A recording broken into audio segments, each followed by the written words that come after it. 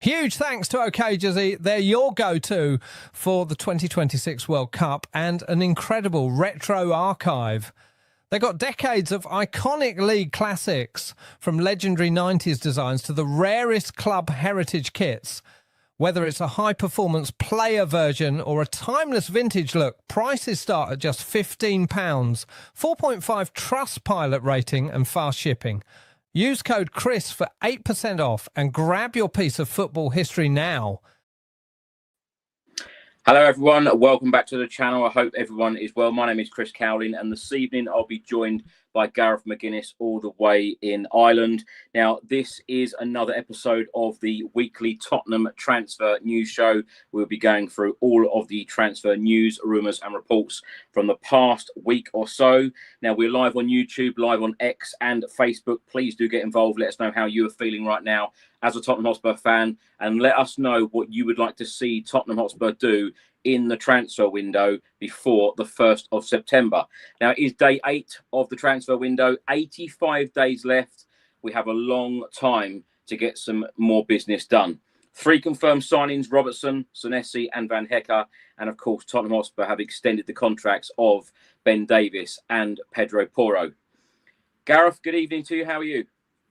All good, Chris. It was good to do the first show last week, and there's actually plenty to talk about tonight. So it's been a very buzzy week, and Spurs seem to be probably the most active club in England at the moment. So we're hearing a lot of clubs are saying, with the World Cup on, it's difficult to do deals, but Spurs seem to be very buzzy, and they're trying to get these deals done quickly, which is great news.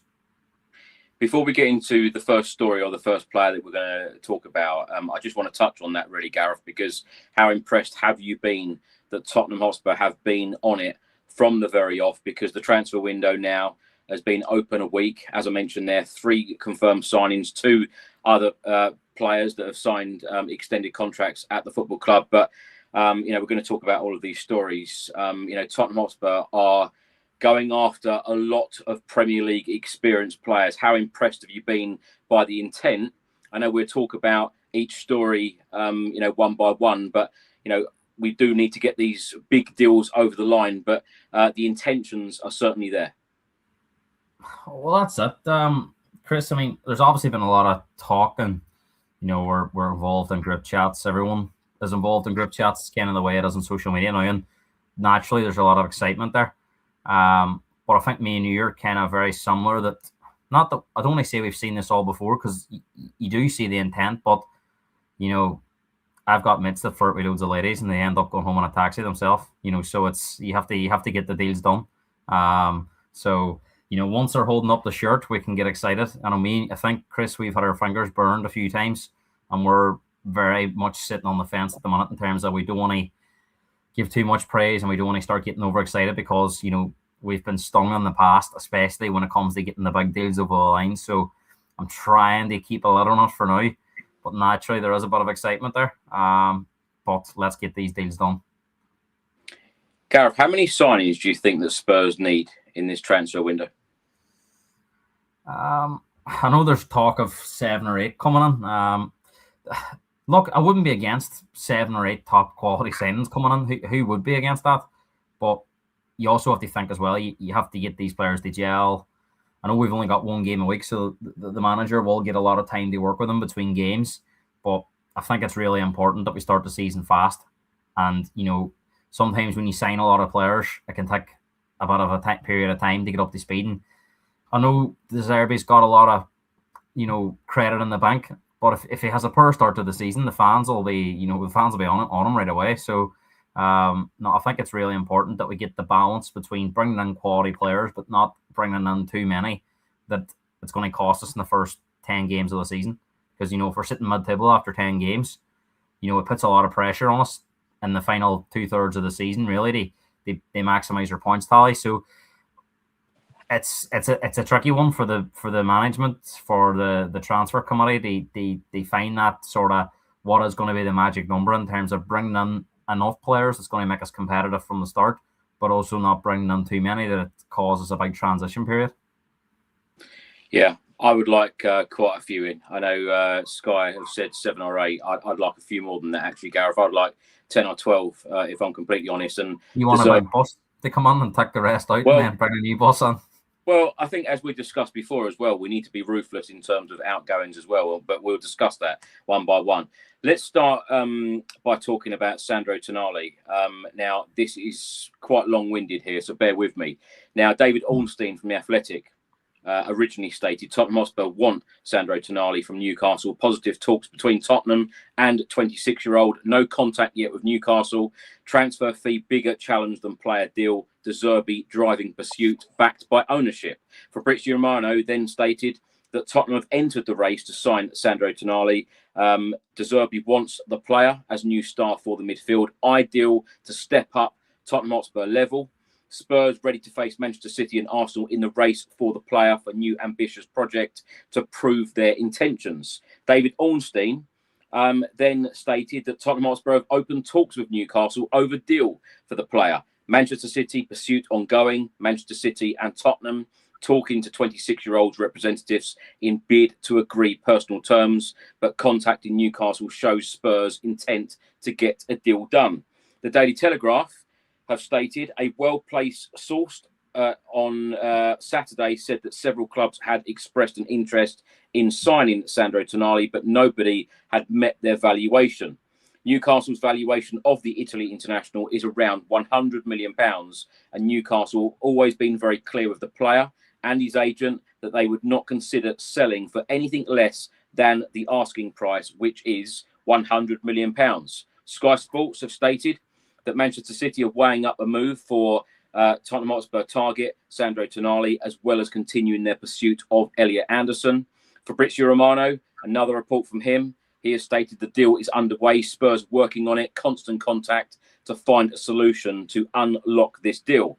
Now, the Daily Telegraph again have stated about the asking price being £100 million.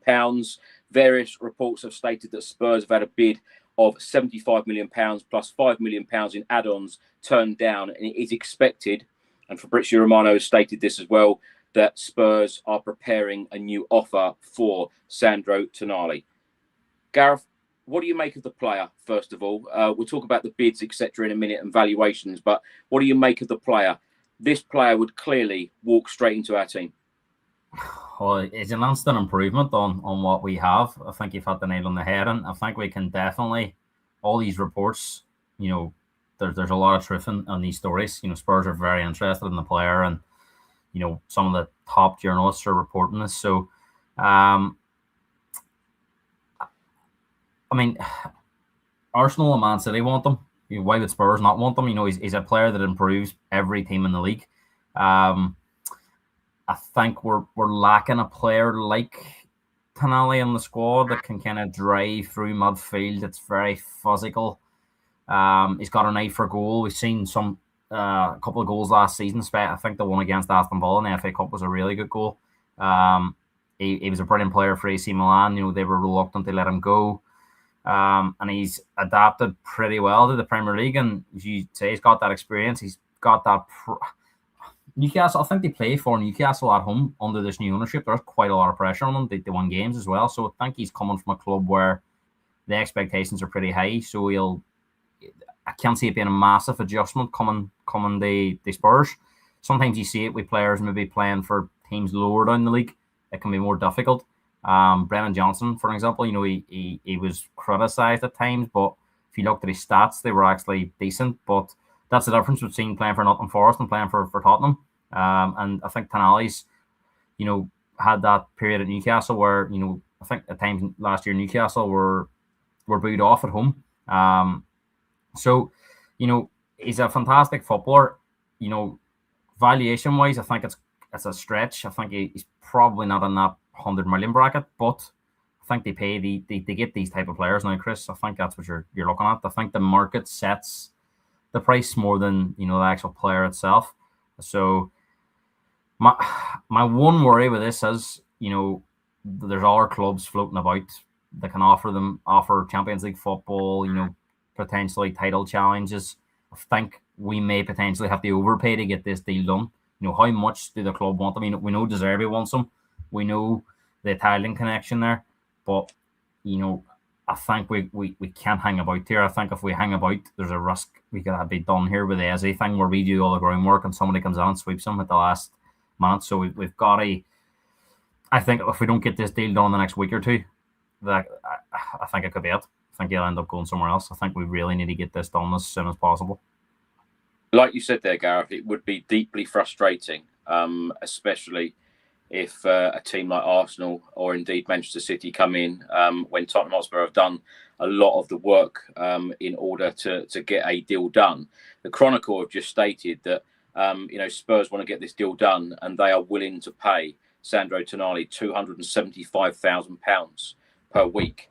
Now, if Spurs went out and paid £100 million on a player, and remember, only in the last couple of years, Ange Postecoglou, he was asked that question in a press conference: will Spurs ever go out and sign a player for £100 million? He said no. Is this the sign, or could it be a massive sign of huge change at the football club if we were to get a signing like this over the line and indeed pay wages of £275,000 a week? Because Spurs would certainly be then rubbing shoulders with the big teams and acting like an extremely big club. Yeah, it signals intent to your own fan base, your own squad of players, everyone behind the scenes that that we're serious here. And also, I wouldn't say it'll send shivers to the rest, but they will notice it and go, "Wow, that's very unlike Spurs." Eyebrows. Yeah, it would raise eyebrows. So I think they'd be like, "That's very unlike Spurs." They go on and do that and get it done quickly and pay big wages. And I know there's other players in the background, but if they then go and sign another midfielder for a similar fee, people will be going, "Wow, what's going on at Spurs?" So, listen, I think it's important and house as well that the players see that wow, look at this, look at the kind of players we're bringing in. Actually, there's that excitement then, and there's also players looking around and going, well, that spot that I thought was mine isn't mine anymore. I'm going to have to work hard for this. So I think that creates a competitiveness within the squad that'll only improve what players are there. So no, it's as it says, it's potentially exciting, but at the moment, we haven't landed that mackerel. Too many times in the past we should have landed a mackerel and we landed a sprat. So I think until we get that deal done, we have to remain very cautious about this because I've seen a lot of excitement online, but we've seen this all too much in the past. I don't doubt there's a different intent there, Chris, but it's where you can get the deal done. It's all good saying there's a different intent. Unless you get the deal done, it means absolutely nothing. So Spurs have got to pull a rabbit out of the hat here, convince the player that this is where you should be, and probably in the situation that we're in, we're probably going to have to offer Newcastle more money than the other two teams are, and kind of buy our way to getting the player. Would you be happy as a Spurs fan that Spurs go out and spend £100 million on this particular player? Well, I think if you're going to be at paying 85 or 90 million, what's another 10 million anyway? So the price to me isn't. We're already in the big money here, so an extra 10 million isn't really going to break the bank. So I think we've just got to go out and get it done, whatever it is, they get it over the line. Because if we sit there and we quabble over 5 million and he ends up going somewhere else, I mean that is a potentially more expensive mistake than that 5 or 10 million that we didn't pay. So I do think there is a willingness there from the club. They pay whatever it is, but I think they just need to put a lot of speed into it now and get it done as quickly as possible, because I just think that if anything was to happen with Elliot Anderson now in this World Cup, if he was to get injured, all of a sudden Man City become more interested in Tonali because Anderson might not be available. If he was to have a serious injury like Xavi Simons had at the end of the season and he's going to be out for 6 months, Man City aren't going to sign a player that's not going to be fit to the second. So we just have to be very careful. There's a lot of domino effects that can happen in transfers, and players getting injured at the World Cup could mean Arsenal or Man City become even more interested in a player like Tonali. So we've got to make sure we get it done and get it done fast. How pleased are you, Gareth, that Roberto De Zerbi seems to have a lot more of a say than perhaps previous managers in recent history when it comes to transfers? Because some people have said that, and I think it's right by them saying that, and I think both of us touched on this last week. Senesi and Robertson, I think it was pretty evident that they were going to be signing no matter who the manager was in this summer transfer window. But when you look at someone like John Paul Van Hecker, who of course has just come in, and now you're targeting someone like Sandro Tonali, these are clearly players that De Zerbi has identified and clearly wants. Well, I think I've always been of a belief, maybe because it's my coaching background, but the manager has to have more or less all the say in picking the players that's going to suit his system and suit the way the team wants to play and the right characters that's going to be around the dressing room. Too many. We've seen all and I know there's been a lot of criticism of Thomas Frank because he's been in the media and stuff. And there's been other Tottenham managers as well in recent times where their first press conference, there's so much positivity, there's so much upbeat in their character, and then after 3 or 4 months, it almost feels like it's a different person sitting in the chair because they become miserable because they've been sold, probably something in the interview, and then find out quickly this isn't what you're up to. They ask for a ribeye and they get a beef burger at the end and be told to make it work. And if you don't get this, then you're going to be sacked. And I think there hasn't been too many managers that I can think of in recent times that have got maybe even 75% of what they've been promised in terms of money they spend, player quality, and ultimately the expectations remain the same. Champions League football, but they don't really get Champions League level players to do it, so they have to overperform. Then when there's a struggle, especially with injuries we've had over the last few seasons, the squad just isn't capable of doing that. So whilst I think certain managers could have done better than the positions that we finished on, I do think that expectations from the board of Champions League football were unrealistic.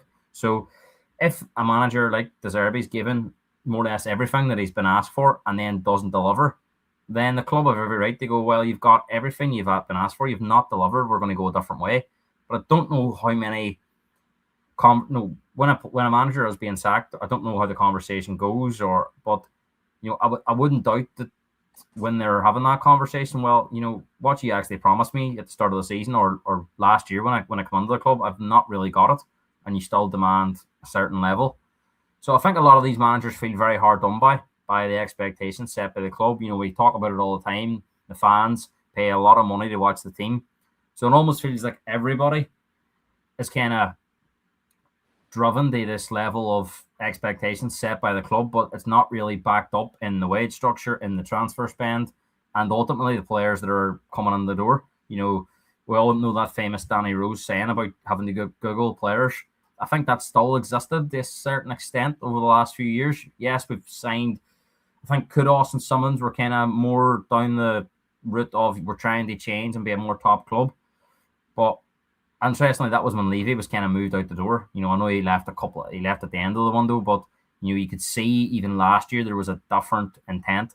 But I think, with Daniel Levy in the background, I think that's kind of why the Morgan Gibbs White deal went south, because we were fitter and we, probably thousands rather than actual millions, just trying to get the best deal, penny pinching. And that's just not how it works at top clubs anymore. You have to give Daniel Levy a lot of credit for what he built, but he was the wrong man to lead us forward and do that new stadium. I think looking back, he really should have been moved on once that stadium was built, because the time for penny pinching and doing deals and being a wheeler dealer was during the time where we maybe didn't have a lot of money to spend. But once that stadium was built and we were ready to kick on, we really needed a more kind of dynamic approach to transfer windows and getting deals done, overpaying just to get quality in the door, and that didn't really happen. We ended up I don't want to be critical, but you think about the players like Wilson Odegaard and Matisse Tell. If you combine their two transfer fees, you probably get a top player. Instead of spending 30 million on two players, you go out and sign somebody for 60 or 70 million and they instantly improve. So I just think that for top clubs to operate, you have to pay the big wages, you have to pay the big transfer fees, and you have to get the deal done quickly. And that just wasn't happening for a number of years. And we always ended up on deadline day scripting for players, and that's why we ended up with Kobe and Timo Werner's on loan, because all the big players had moved, and we were left, with the scraps of the market that nobody really wanted. So I think at the moment it's definitely a good sign that we're moving this way. But let's just see how it goes over the next sort of couple of weeks. Yeah, Gareth, I completely agree. I think one of these huge deals, one of these wow signings, as I say, every single transfer window, we want a wow signing in. Sandro Tonali would certainly be a wow player, and we would see significant change, major change at the football club if we saw the football club go and pay £100 million for a player of this calibre. Now, the fixtures are out, the new shirts are out, 3 new signings through the door, as I said earlier. There seems to be a lot of excitement about Roberto De Zerbi and the type of football that he wants to play. So it's going to be very, very important that he gets the players in the door in this window. One player that might be going out, or it looks like he could be going out, is Lucas Bergvall. Now, in the last couple of days, David Ornstein from The Athletic has stated that Lucas Bergvall has informed Tottenham Hotspur of preference to seek new challenge elsewhere. 20-year-old midfielder targeted by clubs in the Premier League and Europe. And Tottenham Hotspur Football Club aware of wish to leave this summer for a fresh start. Sweden international is contracted until 2031. Now, Fabrizio Romano on this, he has stated, we know Tottenham are very busy with the Sandro Tonali deal, but they are ready to consider the exit of Lucas Bergvall. The Sweden midfielder has told Tottenham directly with his agents that he would like to try a new chapter in his career, not because he is not happy at Tottenham, not because he believes it was wrong to go to Tottenham. Remember, he was 50-50 joining Spurs or Barcelona. Tottenham closed the deal. Bergvall is still convinced that Tottenham was the right step, but now Tottenham are going for the likes of Sandro Tonali. Tottenham won't have the space for him to develop and grow. 45 to 50 million pounds will be enough to get a deal done. Several clubs are on alert. The Standard have reported that Tottenham will demand around £45 million for midfielder Lucas Bergvall this summer. The Athletic have just stated that Nottingham Forest have identified Spurs midfielder Lucas Bergvall as a potential replacement for Elliot Anderson. And the latest from Fabrizio Romano on Bergvall, he has stated that Lucas Bergvall's camp has started talks with clubs to explore best solution for his future. Clear desire to leave Tottenham, with club already informed. Bergvall open to discussions ahead of a potential summer move. Various other reports, Gareth, today have stated that 7 clubs interested already in Bergvall. There's going to be a lot of interest in Bergvall, certainly. Were you shocked by this news? Because when you look at the stats, 112 minutes, that's all he played under Roberto De Zerbi in the 7 games at the end of last season. I'm not surprised that the player feels that he's not going to get much of a chance. I think even when we were struggling last year to get a team out, he still wasn't really getting much of a chance. Like he says, 112 minutes there across, 7 games? Yeah. Not a lot, is it? You know what I mean? So, and we had quite a lot of injuries at that time. And you think with Xavi Simons getting injured, Madison wasn't fit, Bergvall, Kulusevski injured. Bergvall's kind of the most creative out of the rest, and he wasn't really picked. So it's really disappointing, because I think we all can see there is a player there. There's quality about him. Barcelona don't be interested in players like that for no reason. They I think he would suit how a lot of teams want to play, especially teams that want to get on the ball and play football and attack.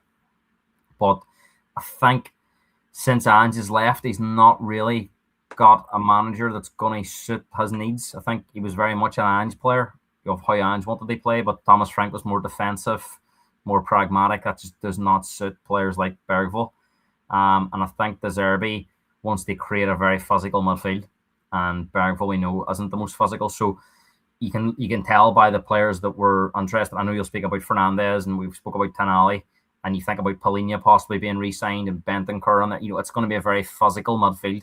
And Bergvall just does not fit that kind of profile. So it'll be disappointing, because I can see him being a very, very good player for another club.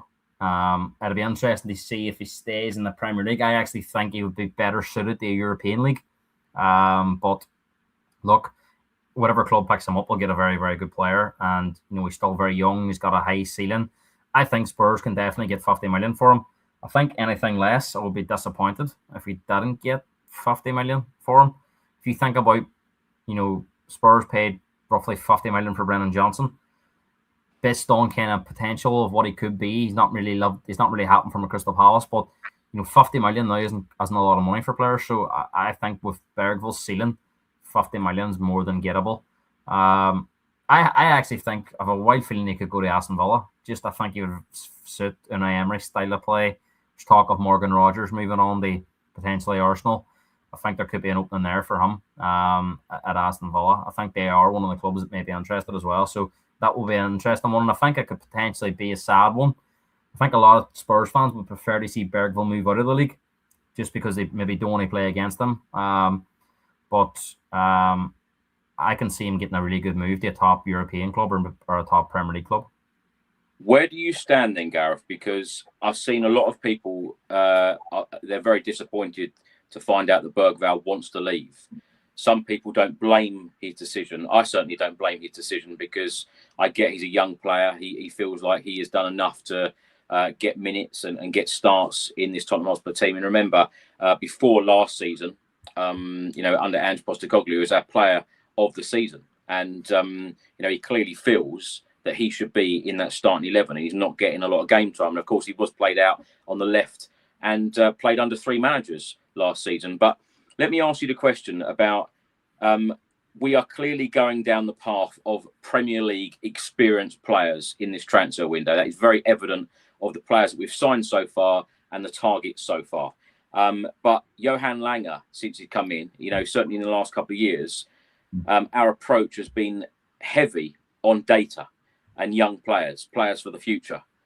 Are the football club doing a bit of both, or are they going down just one route now of experienced, ready-made players?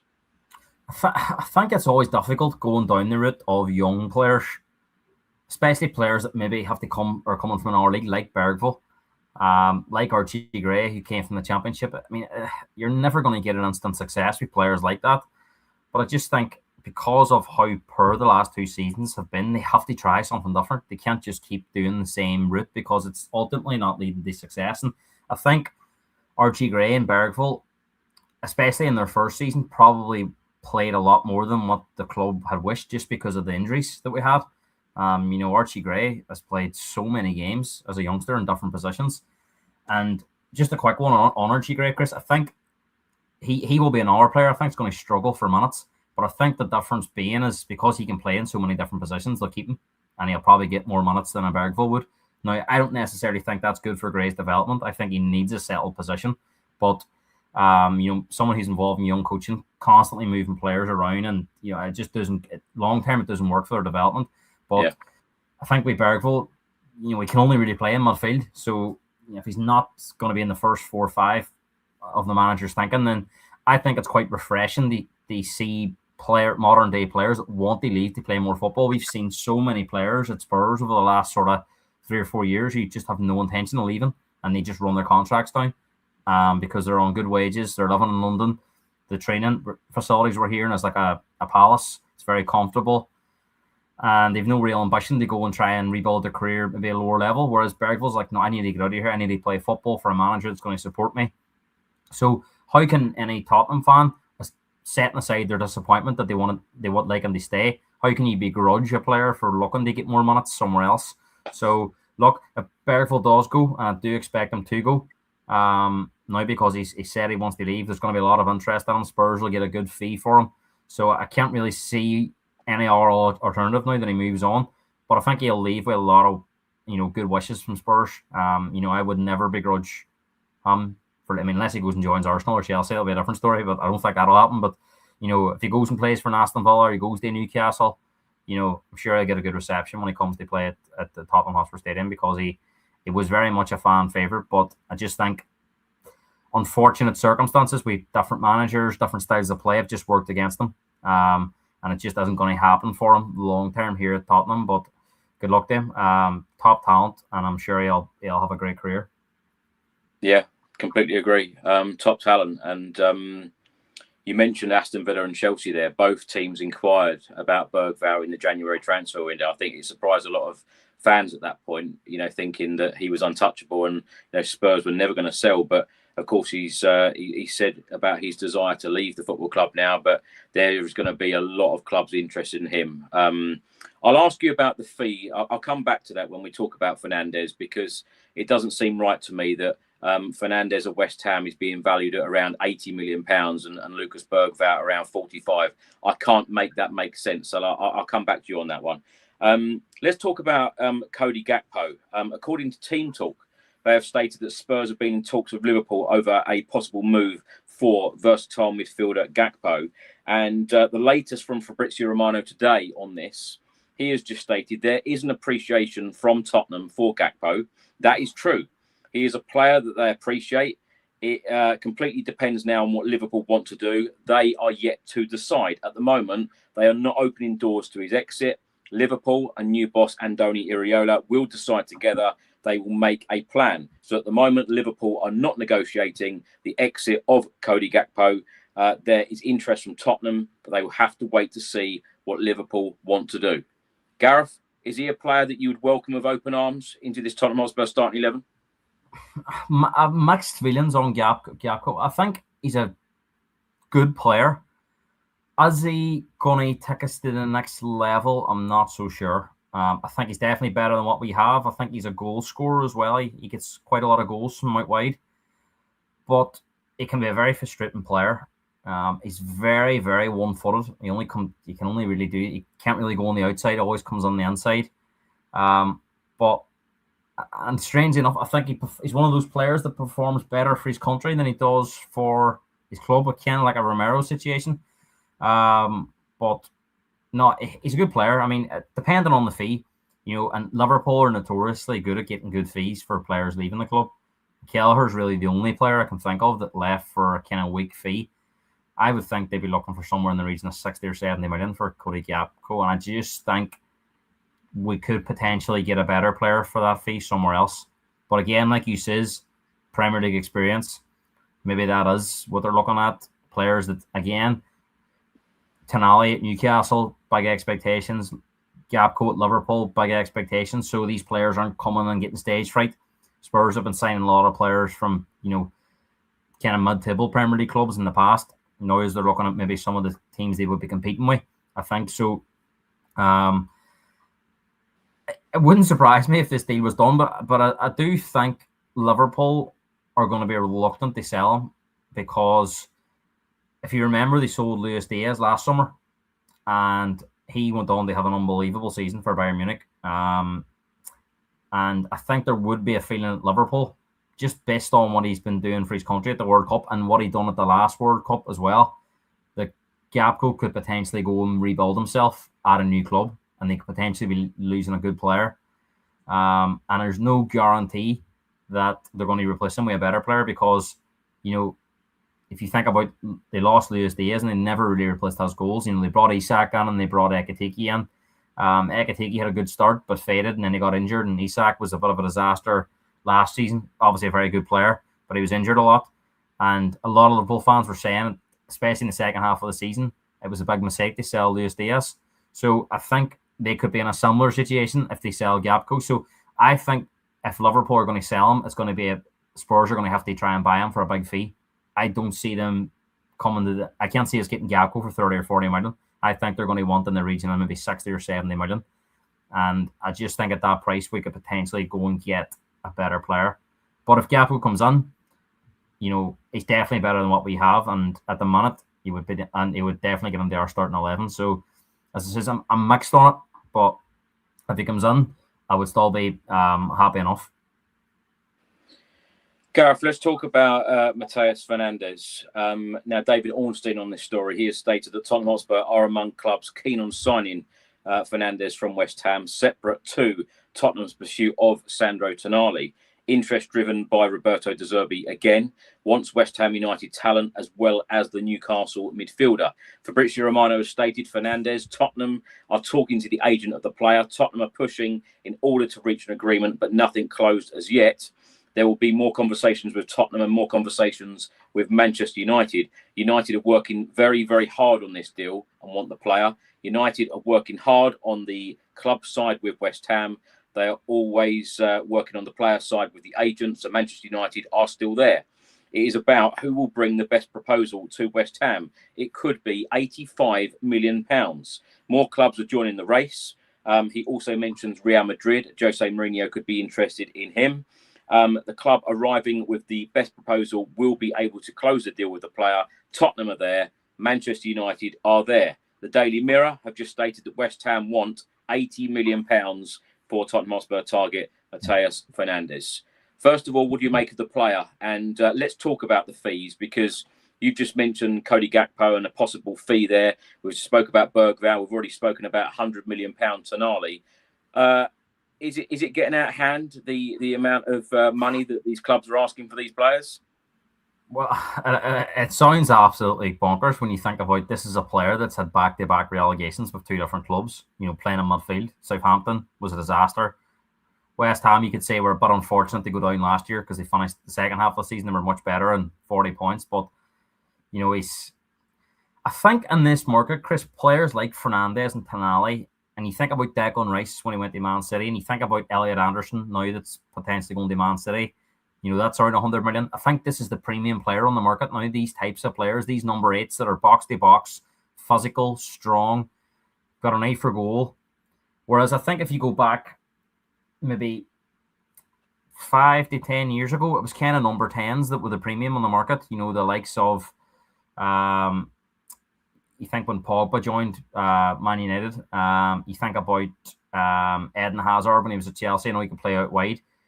People kind of went down these routes of the tricky kind of number 10s, or Coutinho was an R1, went to Barcelona, 140 million.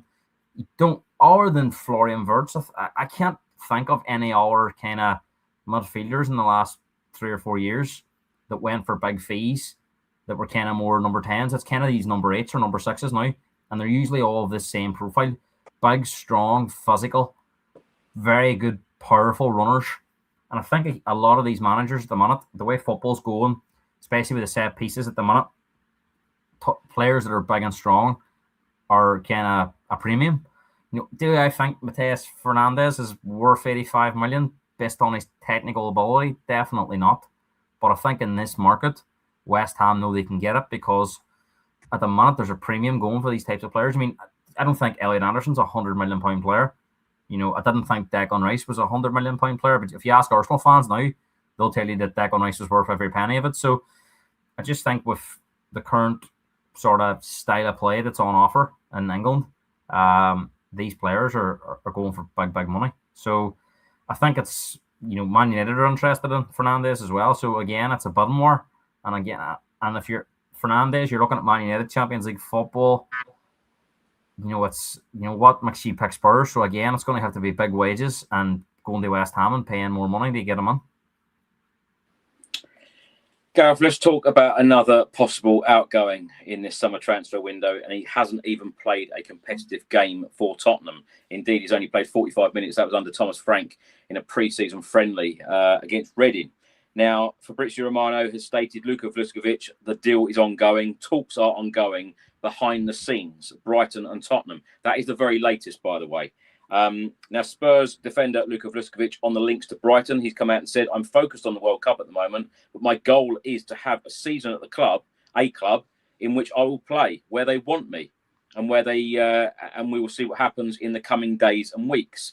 Now, Luka Vlahovic is prepared to submit a transfer request to force Tottenham Hotspur exit. The centre-back is keen to leave Tottenham. This is according to the Standard. And Brighton have submitted a £45 million bid for the Spurs and Croatia defender. And this is an interesting one. Spurs defender Luka Vlahovic liked Fabrizio Romano's post about Brighton submitting a new bid. Very interesting. Fabrizio Romano has stated a new bid from Brighton to Spurs, proposal worth £42 million plus £3 million in add-ons. Luka Vlahovic keen on a deal to go to Brighton. He wants to play regular first-team football. Brighton and Tottenham remain locked in negotiations. Now, even the Croatia boss has come out and spoke about Luka Vlahovic's situation. He said he will decide his career himself, but it is important for him to find a club where he will play in the starting 11. Now, the Sun newspaper has stated that Spurs want to keep Luka Vlahovic and loan him out again for next season. But the player and his representatives do not want another loan for next season. Of course, he spent last season on loan at Hamburg. It will be interesting to see how this pans out. Luka Vlahovic in line to carry on at the World Cup with Croatia.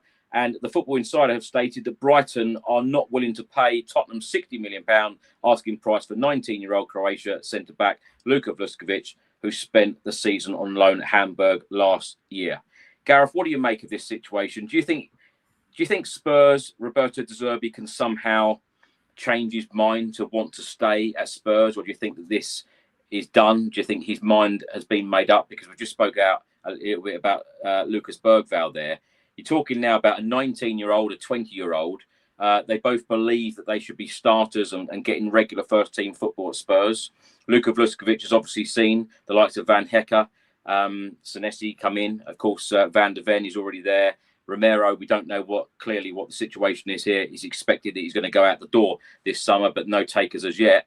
And then, of course, Lucas Bergvall is now seeing all of the links with the midfielders possibly coming to Spurs. You know, these youngsters are clearly not happy, and they feel like they're not going to get the time.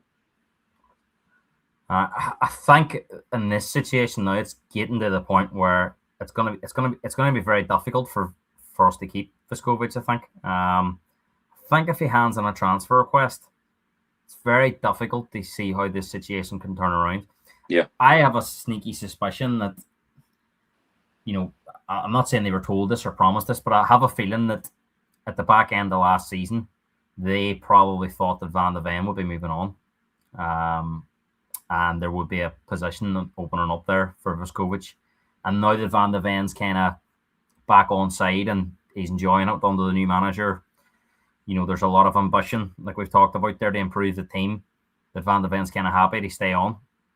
And I think we've seen De Zerbi say that Van de Ven's the best left-sided centre-half in the world, in his opinion. So that's kind of probably not gone down well with Vlahovic's camp. Not that they maybe disagree with that or think he should be playing, but if Van de Ven's going to be here for the future, then Vlahovic is relying on an injury really to get him onto the team. So this kid we know has got, you know, bags of potential.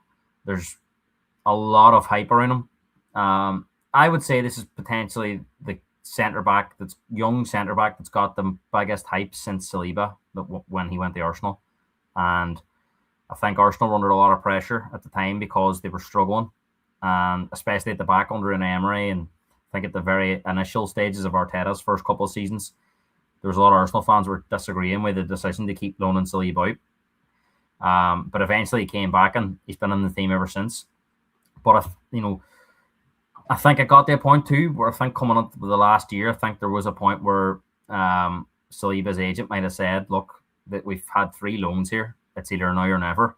And Arsenal brought him on. And, you know, the rest is kind of history now. He's been a starter centre-back for them ever since. But, you know, I can't quite remember who was at the back then for Arsenal, but they had the likes of Mustafi and David Luiz and players that were at the back end of their career. They were letting them a lot of goals. I think it's a very different situation here at the minute because you've got Romero and Van de Ven. If Romero leaves, you've got Van Hecke and Senesi, who've got experience and they're pretty highly rated. So, you know, there's not an easy way into this back four of Spurs at the minute. So maybe Vlahovic just become a little bit restless with the situation and thinks, I'm not going to get into this team anytime soon. And the way this new kind of profile of player they're going for, it kind of does seem like we're moving away from the younger model and let's go and get experience that can kind of, I know we've talked about it before, Chris, now management, but, you know, it looks to me they're trying to put a team that can challenge for Champions League next season. And that just doesn't buy into developing young players. There's always a trade-off. So I would be very surprised now if he stays. I kind of felt over the last couple of weeks that this would settle down, but I think if we're getting to the stage of transfer requests, Brighton seem to have upped their money as well. I think if we're getting on there around £50 million, Chris, I think it's going to be very difficult for the club to turn that down for a player that doesn't want to be here anymore. He's not actually kicked a ball for us professionally. Well, he hasn't in pre-season, but an actual competitive game, and somebody's offering you £50 million for him.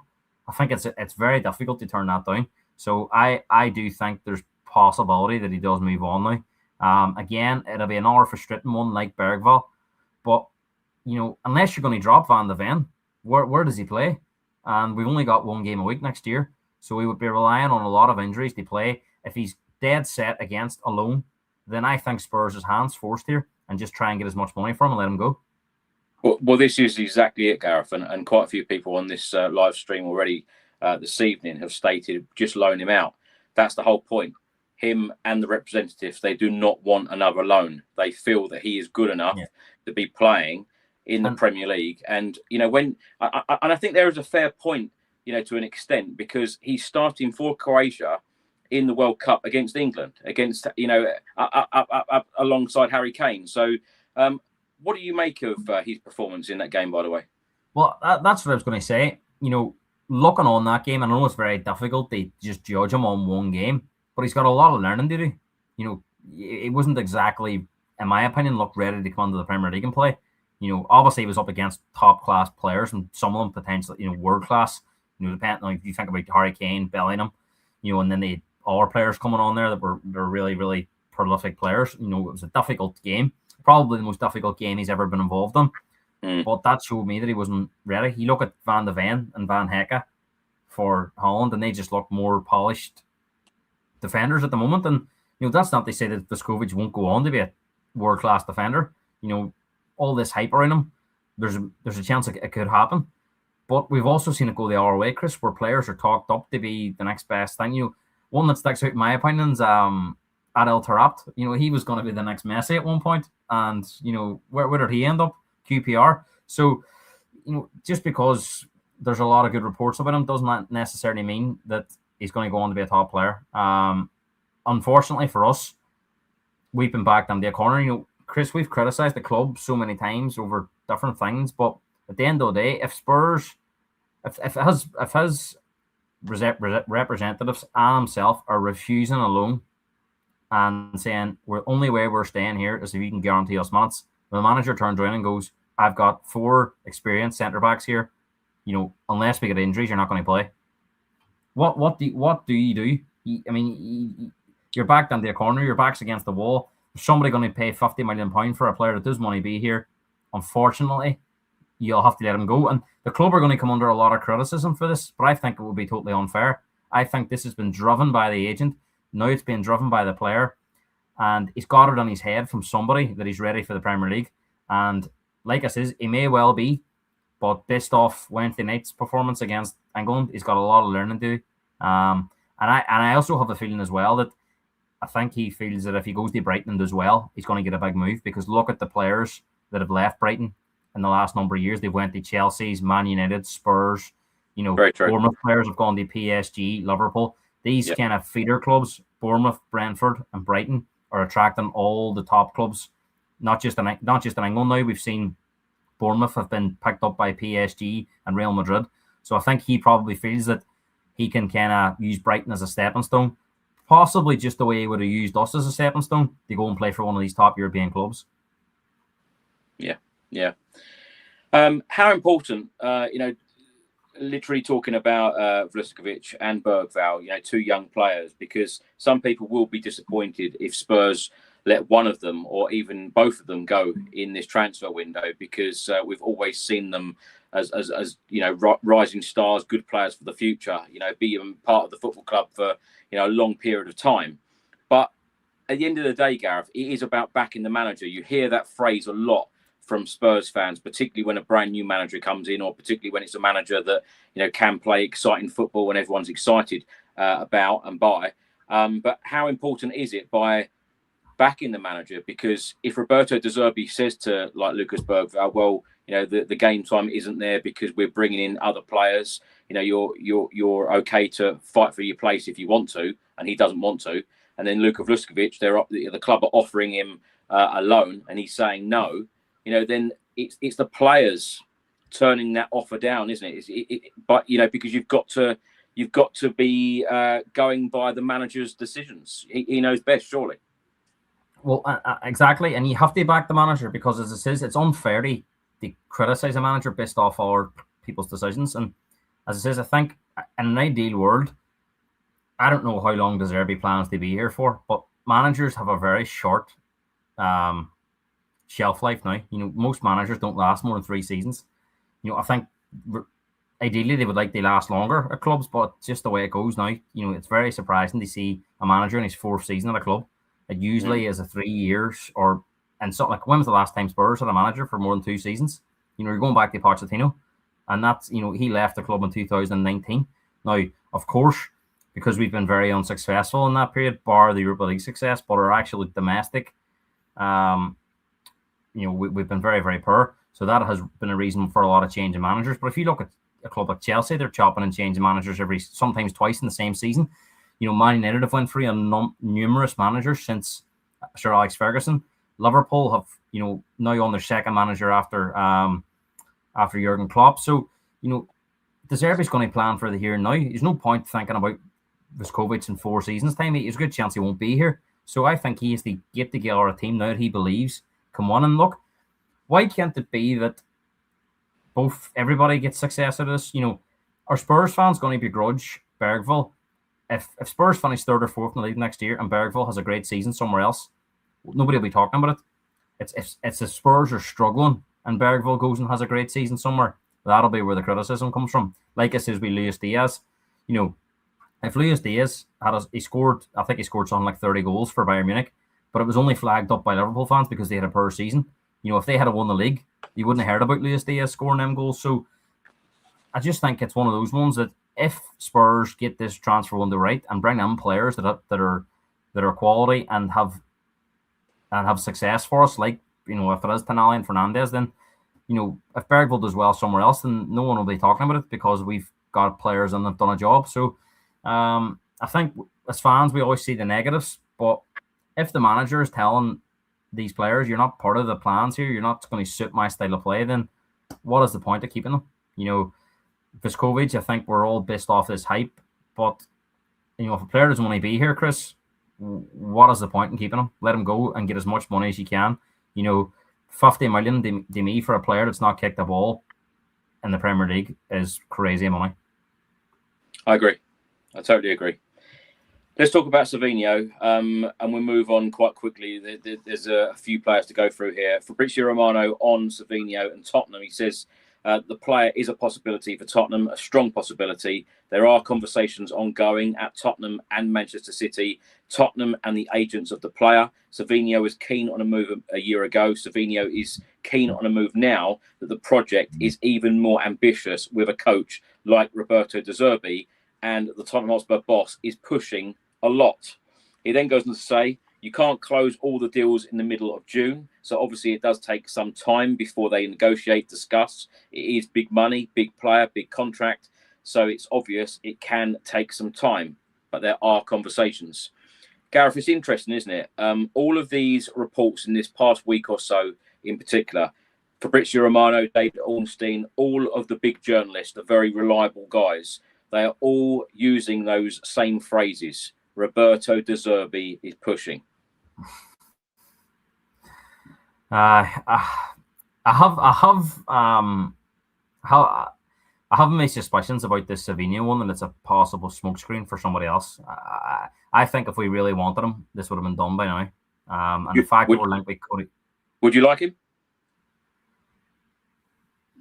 No, I'm not a big fan. I do think he's a very good player, but I don't think he suits the Premier League. I think he struggled at Man City. Now, a lot of players struggle at big clubs and go on and play well for our big clubs, but I just don't think this player suited the Premier League. I think the way the Premier League has went, especially over the last couple of years, like we spoke about there, the players like Tonali and Fernandes are the ones that are sought after because they're big, strong, physical players. You look at Man City. They signed Savinho 2 seasons ago, and now they've gone and signed Semenyo. If you stand Semenyo next to Savinho, look at the difference in the profile of the player. Semenyo's a big, strong, powerful man that can do what Savinho can do in terms of beat players, score goals. But I just think we've seen it with Florian Wirtz as well. I think these slim players are really struggling now with how physical this league's become. And I just think for the money we'd be paying for Savinho, you look at his output at Man City, it's not great in terms of goals and assists. He's kind of way down the pecking order. in terms of favoritism, the players they have in them positions, I don't think he would be a good fit for a Premier League club in general. I think he would be better suited to a European team. That's not to say he's not a good player. I've had these conversations with my Liverpool friends about Florian Wirtz. I don't think he'll suit Areola's style of play. I don't think he suits the Premier League. I think they should try and move him on this summer and get as much money as you can. But I think the two of them are very good players. But I just don't think they're two good Premier League players. I think they're definitely more suited to a Spanish league or a German league. Gareth, you mentioned Tottenham Hotspur defender Mickey van der Ven earlier. Now, Fabrizio Romano on Van der Ven, he's come out and said no move to Liverpool or Barcelona is planned for Mickey van der Ven this summer. Tottenham see the centre-back as key part of the project. Roberto De Zerbi wants him to stay. No exit planned this summer. Now, there are lots of reports going around this week as well about Spurs trying to sit down with Mickey van der Ven at some point to try and give him a new deal. How important is that for the football club? Because as I mentioned at the very start, Pedro Porro has signed an extended contract, as has Ben Davies. Yeah, it's really important because from my knowledge, Van der Ven would only have 2 years left in his contract at the end of next season. So all of a sudden next summer becomes a window where if he's not signed by then, you're potentially going to have to sell him, because if he goes into his last year, you're potentially not going to get his real market value. So I would be surprised if Van der Ven signed between now and the start of the season. I think it's more likely to be if Spurs are doing well next year, he'll come in his future. I'll be very surprised if he signed during the summer. But I think for now, 3 years left on his contract, I think you would be talking 150 million to get this player. I think there is potential. Liverpool, Real Madrid, Barcelona have all been linked and are interested. But I just think he's basically, you couldn't buy him at the minute. It's just far too much money for Spurs to even think about selling him. He's pretty happy now that De Zerbi's back in, so he's not going to push for a move. So I think at the minute, this is kind of, this isn't really a runner this summer in terms of him leaving the club, but it will become a very big runner next summer if he hasn't signed that contract. So it's really important by the time we're doing these videos next year, Chris, that Van der Ven's already signed that contract. As I says, I'm not too concerned if he doesn't sign now, but I would like to see at some point next season, or this season now, obviously. You know, if we get to November, December, and Spurs are sitting in the top 4, then we'd like him to come in his future then, and it becomes a bit of a non-story then. And well, the only way it becomes a story next summer if he signed the contract is if somebody comes out and offers 200 million. Then it's a different conversation. But no, we need to protect ourselves, and Van der Ven's a quality player. And you know, every team in the world would want a player like Van der Ven. Interestingly, you know, he's playing at left back for Holland. I wonder, could he do that more for us? Because I do think going forward he could be a major threat. We've seen some of the goals he's been involved in, you know, scoring and assisting, that, you know, when he gets forward he can be a real threat. So it'll be interesting to see if, you know, with these new centre backs coming in, if Romero does stay, is there an opportunity for Van der Ven to maybe play at left back? Gareth, let's talk about the goalkeeping situation, because Gianluca Di Marzio of Sky Italy, he has stated that Napoli have joined the race to sign Spurs goalkeeper Vicario, and Di Marzio has also stated that Vicario is back under consideration at Juventus. Now, in the last couple of days, Fabrizio Romano has stated that De Zerbi sees Tottenham goalkeeper Kinski as the number 1 now, and the Daily Mail today have reported that Spurs are being linked with Darlow. What do you make of the goalkeeping situation at Tottenham? Do you, as a fan, see Kinski as Tottenham's number 1, and Spurs then need to sign a backup goalkeeper, or do Spurs need to sign a new number 1 and Kinski being the backup goalkeeper? It's mixed. I definitely think Kinski's a better goalkeeper than Vicario, you know, all round. I think he's totally better. And I think if you think about the goalkeepers that Brighton had, Sanchez, Verbruggen under De Zerbi, and Jason Steele, they weren't particularly strong goalkeepers, I don't think, but they were very good with the ball at their feet. And Kinski is very good with the ball at his feet. So I think he's going to get a chance under De Zerbi. I think De Zerbi prioritises a goalkeeper with his feet almost over his hands, because Sanchez made a lot of mistakes at Brighton. He's making more now at Chelsea. But these managers, because Maresca like to play that way, they kept sticking with him because they can maybe pick a pass from the back. And I think the old school fan is like, I don't care what you do with your feet as a goalkeeper, you just need to be able to stop goals. Whereas these modern day coaches want these goalkeepers to be almost as good as midfielders with a ball at their feet. So I do think Kianski's going to get an opportunity. I think Vicario is definitely going somewhere in Italy, whether it's Inter Milan, Juventus, Napoli. He's going somewhere there. And I think it's going to suit all parties. I think the fans just have no confidence in him. And as soon as he makes a mistake, they'll be on his back. And I think Vicario, whilst I think he's given everything, he's just not good enough to be a Champions League goalkeeper, in my opinion. He can pull off the all good save, like all goalkeepers can. I mean, we've seen that Capo Verde goalkeeper and that Carousel goalkeeper do it, but you wouldn't go and sign them, would you? Do you know what I mean? So everybody can have great games, and no doubt somebody will take a chance on these players, but I hope it's not us. But no, I think Kianski could be given an opportunity for one season to see if he is really good enough, because I don't think he's been given a fair opportunity. I think at the back end of last season, that's kind of the only time he's played consistently. And I think it's the same as a striker. If you're not playing every week, and you're not going to be sharp at scoring goals, same way a goalkeeper, you need to be able to play every week to get on their rhythm of saving and how the team's going to work, defending your set pieces. And I think I would be more than happy to give him a chance, for one season to see how it goes. But I do think there's potential for Kianski to be a top goalkeeper. I've seen signs there that there could potentially be a very, very good goalkeeper now.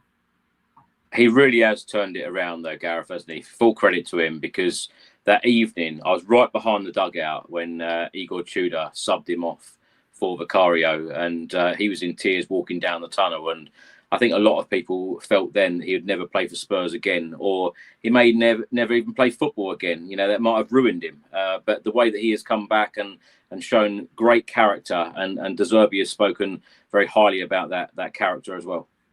Yeah, it tells you a lot about his temperament and his mentality. And I think, in a way, long term, it's actually been a positive for him, because I think a lot of goalkeepers, like experienced goalkeepers and retired goalkeepers, reached out to him. They wouldn't have reached out, and if he's got them contacts, in that support network, I think it's almost, obviously it was a disaster night, and I think he would love to erase it from his memory. But I think in a way it's been a positive as well. And no matter how many games he plays in his career, whether it's for Spurs or somebody else, he will never have a game as bad as that. That was as bad a goalkeeping display as you'll ever see. Yeah. So for him to come back and some of the saves he pulled off, especially that lead save, at that point in time, that could have sent us down. So I think the fans are behind him, and I don't think anyone will begrudge him getting an opportunity. Is he going to be as good as some of the other goalkeepers at this moment in time? No, but David Raya, you would never have thought at Brentford he was going to go on to be one of the best keepers around. So let's give Kianski a chance, and I think, as it says, I've seen enough there to suggest there is a top goalkeeper on him, if we're patient enough. Gareth, since we last spoke, when we did last speak, we spoke a lot about John-Paul Van Hecke. Now, it's now been all confirmed, and he has sent a message to the Tottenham Hotspur fans with a big black eye from Kansas City, USA. Now, on TalkSport this week, Daniel Levy had sent a message to Simon Jordan, basically saying that Tottenham have had their pants pulled down by paying £52 million for a player who will be out of contract next summer. He said, I was showing him, Ben Foster, a fact about Brighton deal, and how Brighton have pulled off Spurs having their pants pulled down on a player that was out of contract, who would have been out of contract in a year's time and didn't want to sign a new contract. That's what Daniel was pointing out to some extent in a text message. First of all, what do you make of the signing of Van Hecke? And secondly, what do you make of these comments from Daniel Levy? Well, I think he's an experienced Premier League defender. I think he's probably better with the ball at his feet than he is defensively. But again, like we said about the goalkeepers that De Zerbi has gone with at Brighton, this is the kind of players that De Zerbi likes, that are very good on the ball at the back and can play in the midfield. And I think that's why he's such a fan of Van de Ven as well. That, he's going to prioritise players like that, and then he's going to make almost like his midfield so physical and strong that they're going to be able to protect the defence. So the manager clearly wanted him. He was his number one target at centre-back. So, we always say back the manager, Chris. So I think we have to be happy that the manager's been back. In regards to the comments, I think that just proves why Daniel Levy had to leave, because we would have been fooling around waiting for this player to come out of his contract next year to try and get him on a free transfer, and then someone would probably come in and do a deal, and then he'd be gone. So, then that's frustration for the manager. Then if the club's in bad form and there's problems at the back, well, I wanted him. Number one target, produces 50 million is too much for a player that's in the last year of his contract. Then you get that frostiness that we've seen with Mourinho and Levy and Conte and Levy, and even Ange became miserable at the end, and Thomas Frank I think he's quite miserable in general, but just them three managers in particular became very miserable all of a sudden because they weren't getting the players that they wanted. Whereas I think De Zerbi's cut from that kind of Conte cloth, that if he doesn't get what he wants, Chris, he will tell the media. He will sink the club, on a press conference. So whilst, sometimes I don't think it's the best thing to do, I think the club know that this man, if he isn't happy, he will speak the truth. So you keep De Zerbi happy, and I think you keep him positive in the media, and you keep kind of nicey, whereas we've seen him lose the head, and even at times he just resigns, doesn't he? So it was very important to get the manager's top target in defence. So I'm happy enough we've got him on. In terms of Simon Jordan, I'm a big fan of what he says, but I think he is very closely to Daniel. When he's on TalkSport, I love watching him and Jim White, but he's got a very close relationship with Daniel Levy. And if you notice, when Spurs fans were complaining about Daniel Levy on TalkSport, he always defended Daniel Levy. And yes, to a certain extent, some of his points were right, that he built Spurs up from, they're one of the most marketable clubs in the world. The stadium's fantastic. The amount of kind of concerts and NFL, the stuff they've been, the boxing, the events that they're making commercially off the football pitch is fantastic, but it's never really been invested back into the team. And I think that's where a lot of fans have had issues with Daniel Levy. And again, this is a carbon case of, we wouldn't have got Van Hecke if Daniel Levy was here. And if Van Hecke goes on, they have a great Spurs career, no one is going to care that we paid 50 million for a player that was in the last year of his contract. And I think that is why Spurs missed the boat when they built that stadium and the money was back up. They should have said, thank you, Daniel, but we're going in a different direction now. The times for wheeling, dealing, deadline day deals are gone. We're going out, we're signing top players, we're paying the big wages, and we need somebody that's going to do that for us and not sort of, mess around trying to save a fiver. And that, as there's too many deals that have fallen through under Levy's reign for that. That's not just a coincidence, Chris. There was, we actually heard that a lot of clubs and a lot of agents were fed up dealing with Daniel Levy towards the end because he would tell them one thing and then change it at the last minute. And far too many teams were fed up with. So, and we're seeing this now at Crystal Palace to a certain extent with Steve Parish. He's kind of building that same reputation that Daniel Levy once had. And I think that's okay for Crystal Palace. For where Crystal Palace are now, Steve Parish is perfect because it is about maybe doing deals on the sly and trying to save money. And, but Spurs are at a different level to Crystal Palace. They're ready to kick on now and they've got the money in reserve to go out and buy these top players. And that is why Daniel Levy had to be moved on. Gareth, I've got a couple of quick ones. Fabrizio Romano on Spurs captain Christian Romero. He said there is interest in the centre-back. There is a serious possibility that he does leave this summer.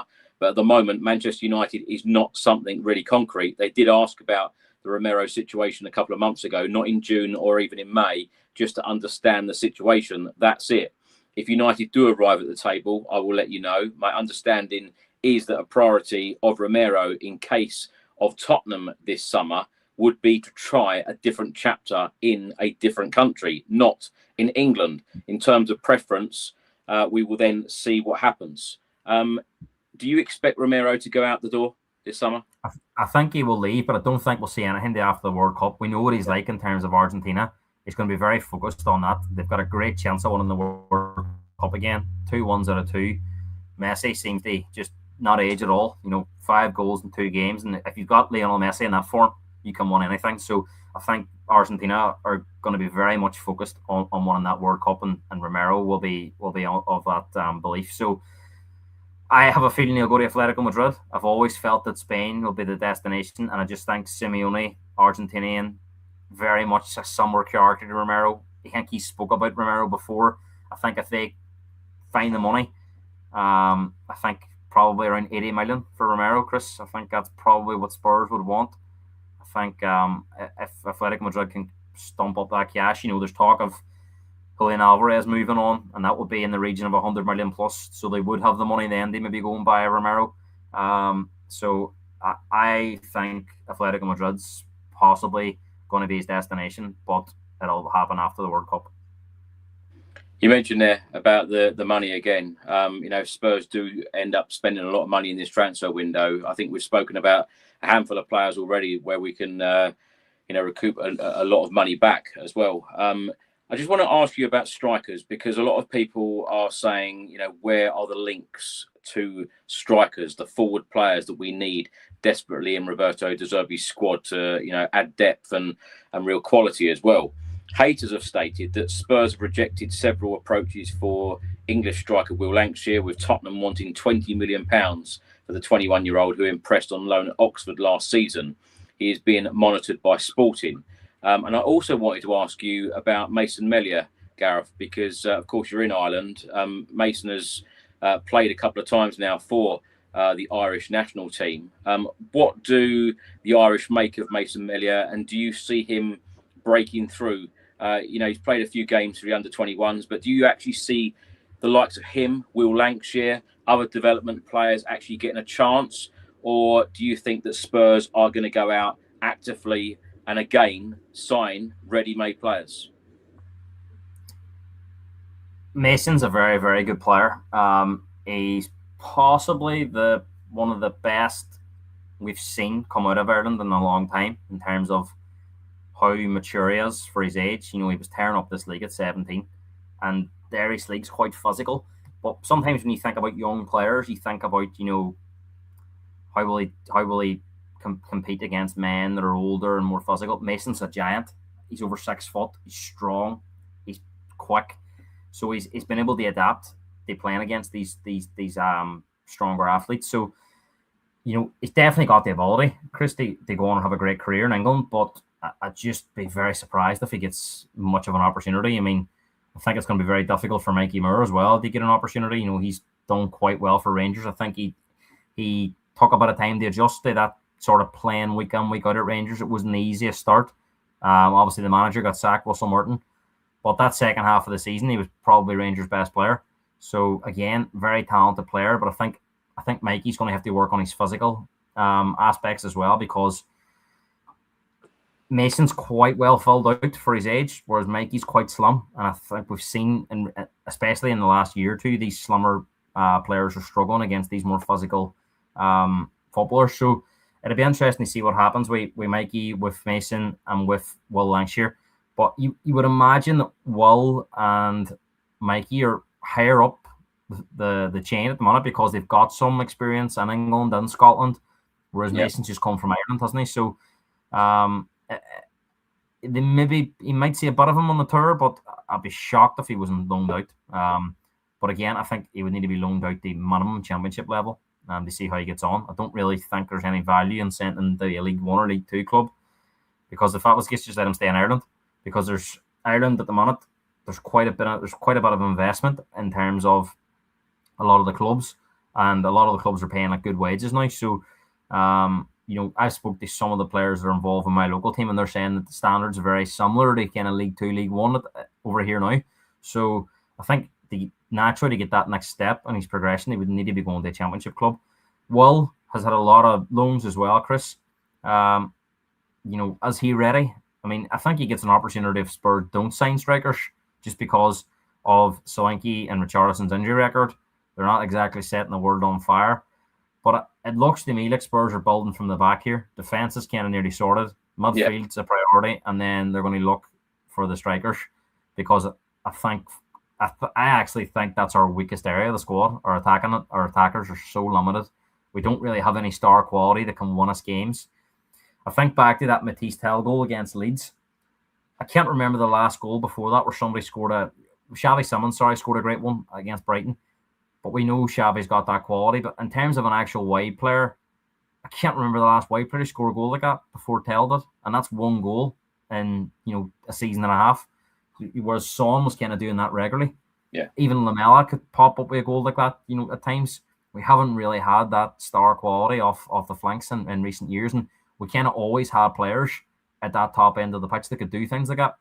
Gareth Bales, Berbatovs, Robbie Keane's, Jermaine Defoe's. They were all capable of big moments, but we just haven't really had that for a long time. So I'd be very surprised if we didn't sign at least 2 wide players and a striker, or kind of a wide forward that can play as a 9 as well. So I think we need at least 3 players to come into that area, and 3 players that can come on and start or challenge for a start, not kind of buying young players that can potentially be developed. I think we need to go out and sign top players ready for now in that area, because goals, Chris, win you games, and we just haven't got enough quality in that area to win enough games at the moment. With that very common theme that Spurs are going after Premier League experience, either in the Premier League now or they have Premier League experience and playing somewhere else now, can you think of any centre forwards, and you've even mentioned their versatile players that can play through the middle as a number 9, also out on the left or the right. Can you think of anyone that Tottenham should be targeting right now for the summer transfer window? Because I think a lot of us agree with that, Gareth, where that is a very, very key area, and it hasn't been good enough, certainly last season. No, and I have to say, I think this is the most difficult part of the market at the minute. Everyone's talking at the World Cup about the Mbappe, the Haaland, and the Kane. There's not too many out-and-out strikers at the minute that you can think of. Harry Kane's Bayern Munich, he's ungettable. Maybe not. Maybe in a few years' time he could come back, but Mbappe's no chance. Haaland, no chance. So you're looking at that next bracket of players, and there's not a great deal out there. I look at Brazil. You think naturally about Brazil, the players they have. They're playing the Brentford forward up front, Igor Thiago, who had a brilliant season last year. But that's Brazil's best number 9 out there, and they probably stumbled on him because of the good season he's had at Brentford. He probably wouldn't have been picked over for that. Another one that's been mentioned there is Julian Alvarez. I think Alvarez is a fantastic player. I think back to Man City, and they're very, very good at doing business, but I think they made a massive mistake with Alvarez and a massive mistake with Palmer. Kind of the other players they've sold well, but those 2 could potentially have been top players for them. And I think Atletico Madrid paid around £90 million for Alvarez too. It was a big fee, and I think to get him it's going to be 110-20. But I just think he'll have so many better alternatives to Spurs that I don't think that's realistic to sign him. There's talk that the PSG forward could be available. Barcola, I think their PSG are looking at moving him on. Very inconsistent, Chris. Could potentially be a top player. Marmoush there, somebody's mentioned. Again, hasn't really happened from at Man City. Marmoush was brilliant in the German league. So I do think this is potentially the most difficult part of the summer, Chris, is getting these forwards in that are going to make an instant difference. And I think there's a real shortage of them in the Premier League. I think we may have to look at the other leagues. But we've seen this before. We signing players from Germany. Hasn't worked out for a lot of clubs in the last few seasons. So potentially this is the trickiest part to get right. And we have to get it right, but that's why you pay all these players that are going to study the data, or these people, the employees, study the data, watch the videos. De Zerbi will have us say. But look at some of the names coming in, Chris. Matera and Jonathan David. Does that get you excited as a Tottenham fan if we bring them two in? It doesn't get me excited. So I don't think that's much of an upgrade on what we have, those 2 players. So, and I think, not to criticise the viewers putting it in, I just think that shows you how difficult it is at the moment that those names are kind of being floated about, that there's a real shortage of top forwards, I think, that would be gettable for Spurs. One thing that is very good at the moment, though, Gareth, and you mentioned it, so I'll mention it now. You mentioned Danny Rose earlier about Googling players. Every player that we have spoken about this season, potential signings and the players that we're being linked to, they're household names that every football fan knows. So let's hope that we can get some of these over the line, particularly Sandro Tonali. That would be a sensational signing at £100 million. That would, give a big statement to everyone. I'm going to leave you with this. A comment here from Harry Redknapp, of course, former Spurs boss, on Tottenham and transfers. He said they need a big change. They need to change that squad. The manager, I don't know him, but what I've seen of him, I like. I think he will come in and he won't stand for what they've done in the last couple of years. He won't have that. He will push them and he will change them. If they're not good enough, they'll be gone. He'll bring in players for sure. But he will be relying on recruitment. Whoever was doing the recruitment the last couple of years has not been very good at doing it. They have brought in players, and I don't even know who half of them are. To be honest, 60 million here, 50 million here, 70 million there. Average players who have not performed at Tottenham. 2 years finishing 17th in the Premier League. They were so lucky not to go down this year. They got the biggest break of all when they went to Aston Villa, and Aston Villa put out a very average team, mostly reserves, and probably the worst performance I've seen from a Premier League team that day was Aston Villa against Tottenham.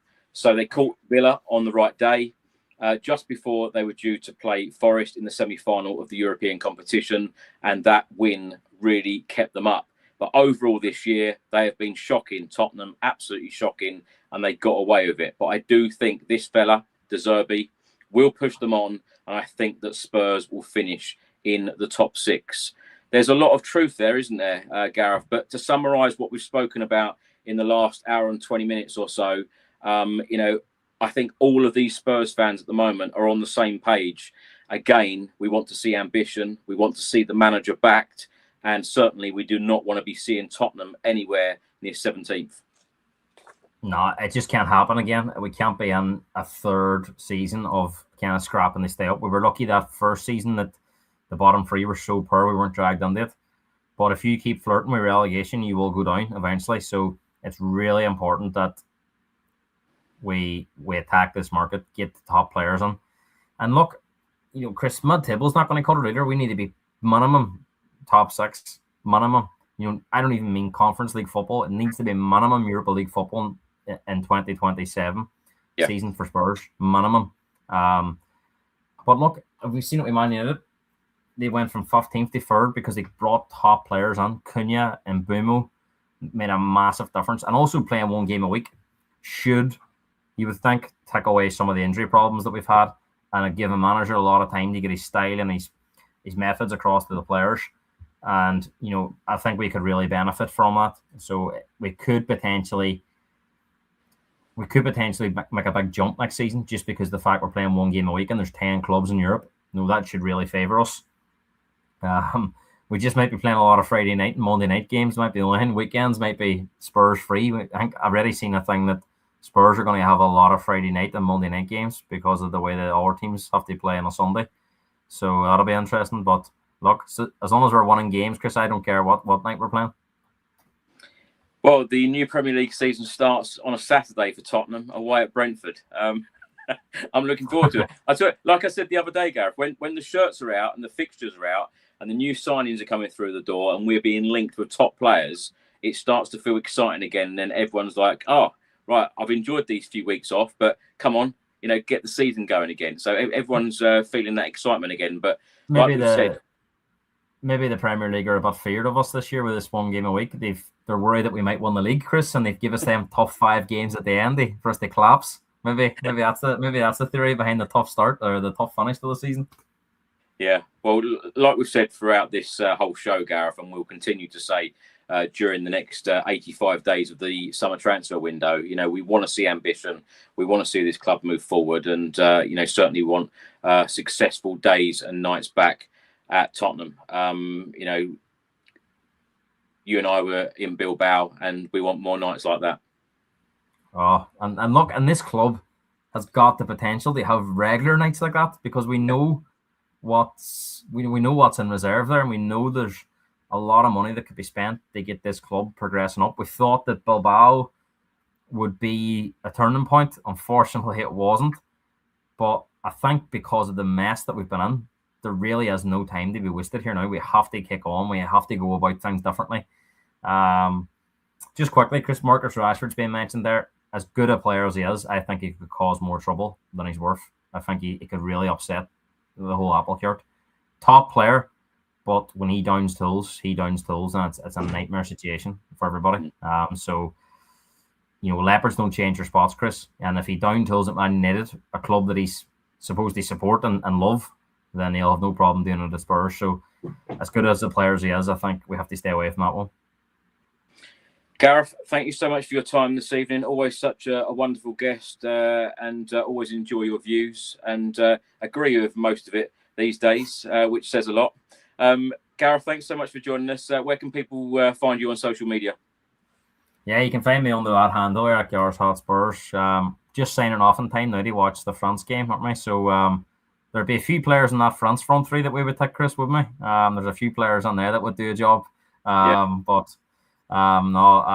Enjoying the World Cup, Chris. Have to say, and I says it in the group chat, it doesn't come easy. For England were very impressive in that game against Croatia. Very, very much on the front foot, and we haven't seen England really do that in the last few tournaments. So I think naturally there'll probably be a lot of England fans watching. I think the excitement probably went up a gear. It'll be interesting to see if they follow it up now against Ghana.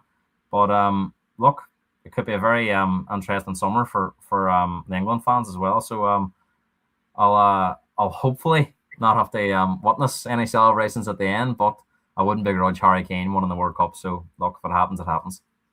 Well, I think you ignored my message when I said when do Ireland kick off in the World Cup?